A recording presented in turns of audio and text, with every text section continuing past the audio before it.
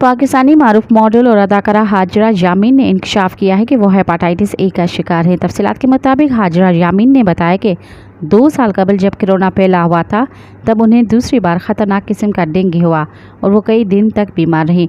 उन्होंने बताया कि डेंगू के दौरान डॉक्टर्स ने उन्हें एंटीबायोटिक अद्वियात दी, जिस वजह से उनकी तबीयत मज़ीद बिगड़ गई और उन्हें हेपाटाइटिस ए भी हो गया। उनके मुताबिक उन्हें कम से कम 15 दिन तक इंतहाई तेज़ बुखार रहा और एक दिन उन्हें शदीद तकलीफ़ हुई तो उन्होंने डॉक्टर से फ़ोन पर बात की तो डॉक्टर ने उन्हें इमरजेंसी में उनका आने का कहा।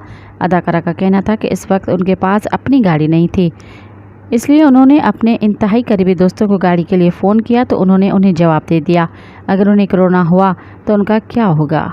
मज़ीद ख़बरन ऐं तफ़सीलात लाइ विज़िट कयो असांजी वेबसाइट www.awamiNewsHD.com ऐं ॾिसंदा रहो अवामी न्यूज़ HD।